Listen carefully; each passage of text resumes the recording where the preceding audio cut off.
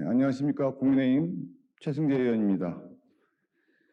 대한민국 서민과 중소상공인 자영업자들은 여전히 이 카르텔의 형태로 불공정한 시스템에 의하여 힘들어하는 가운데 이리저리 물어뜯기며 형체조차 남아나지 않고 있는데 금융 포식자들의 돈잔치는 끝을 모르고 이어지고 있으니 민생 경제의 현실은 어둡다 할 것입니다.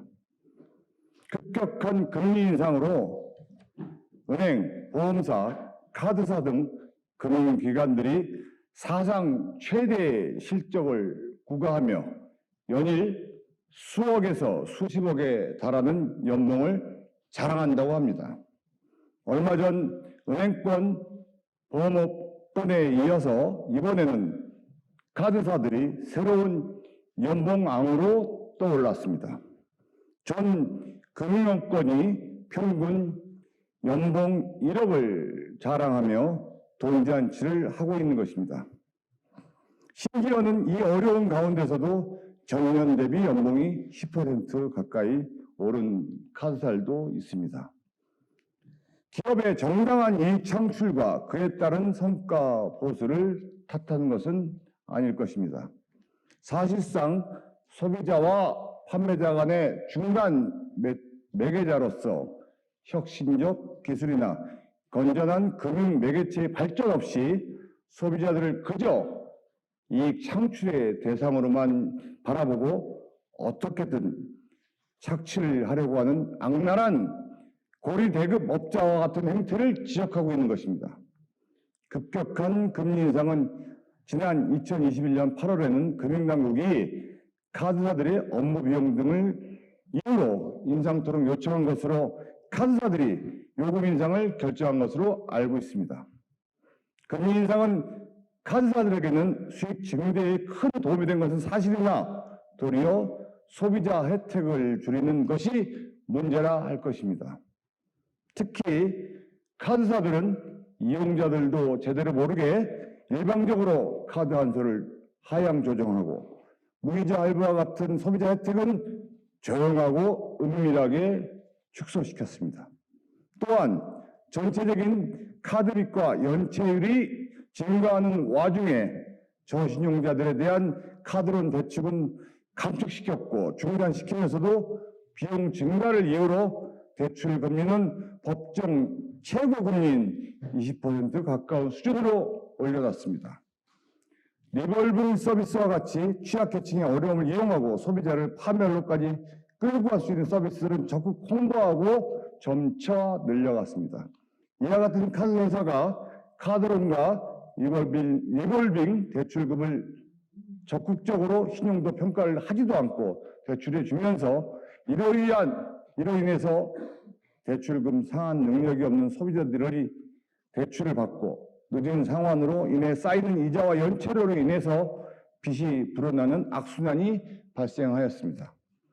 이 모든 것보다 더 큰 문제는 이렇게까지 소비자 후생을 줄이고 악착같이 이익을 추구했으면서도 카드사들이 순이익은 감소했다는 데 있습니다.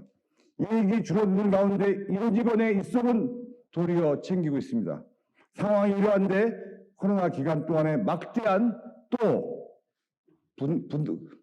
부분의 순이익을 또 창출하였고 이래서 정유사에게 횡재세 부과가 논의되듯이 카드사에게도 클럽액 세리언페이 제도 도입 등이 검토되고 있는 것입니다. 금융사들이 손쉬운 돈놀이에만 빠져 사회적 도의적 책무를 완전히 무시하고 있다는 사실은 카드 포인트와 같은 세세한 부분에서도 여실히 드러납니다. 금융 소비자들이 놓치고 지나치기 쉬운 카드 포인트에 대해 소멸되는 카드 포인트를 없애겠다면서 카드사들은 신용카드 포인트 기부재단을 설립해 사회 공헌에 일조하겠다고 천명하였습니다. 하지만 소비자들의 카드 포인트로 운영되는 재단은 사회복지나 문화예술 등 다양한 분야에서 활동하는 비영리 단체들을 지원하는 명목하에 운영하고 있지만 재단 운영비에만 매년 수억 원에 달하는 금액을 사용하면서도 실제 영세 가맹점 지원보다는 소비자 후생보다는 일부 재단에 90억 원, 50억 원에 달하는 금액을 통째로 전달하는 방법으로 운영을 하는 등 그 운영의 투명성이 부족하고 심지어 일부 직원은 겸업을 하며 일탈 행위를 하는 등 국민들이 알뜰살뜰 모으는 카드 포인트조차 자금을 낭비하고 그들의 막장 운영을 방어하는 데 쓰이고 있습니다. 카드사를 비롯한 금융업권은 평균 1억 원이 넘는 고액의 숫자에 있다고 하지만 임원을 제외하면 실제 연봉은 그리 높지 않을 것입니다. 하지만 평균 보수의 격차가 크다는 것은 더 큰 문제입니다.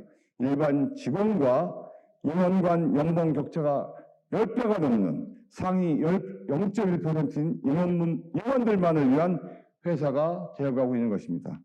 일반 직원, 소액 주주들은 안중에도 없이 그들만의 리그를 만들어 지속하고 있으니 부의 양극화가 심화되고 대한민국의 미래는 점차 암울해져만 가고 있습니다.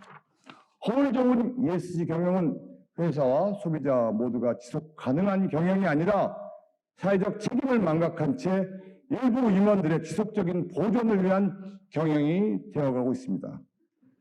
탐욕에 누임은 대한민국은 이제 더 이상 내어줄 것도 없는 처지가 되어가고 있습니다. 끊임없이 착취를 당한 그때 서민 경제는 피폐해지고 더 이상 포식할 것이 남아있지 않은 지경에 이르렀습니다.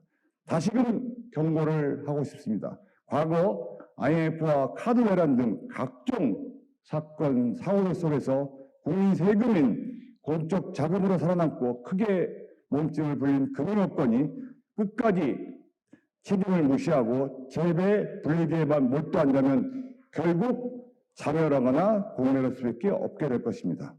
금융은 고대 메소포타미아에서도 발견될 정도로 인간사의 출현부터 시작되어 지속된 유서 깊은 행위라 할 것입니다. 금융의 선한 영향력이 지속적으로 발휘될 수 있도록 국민들이 금융을 믿고 의지할 수 있도록 금융권의 노력이 보여져야 할 시기입니다. 금융 소비자 혜택을 확대하고 국민들이 어려움을 느끼는 곳에 사회 공헌을 집중해야 될 필요가 있습니다. 여신업법에 의해 대부분의 소상공인 가게 매장에서 카드 결제를 거부하면 처벌까지 하는 나라는 전 세계에서 우리나라가 유일무이합니다. 사실상 국가가 카드를 강제하는 셈이니 카드사에게는 특별한 특혜나 다름없습니다. 이러한 상황이니만큼 카드사들 또한 무의미한 사회 공헌이 아니라 국민들이 체감할 수 있는 행동을 보여줘야 할 것입니다. 그래야 상생 가능한 발전, 지속 가능한 발전이 이루어질 것입니다.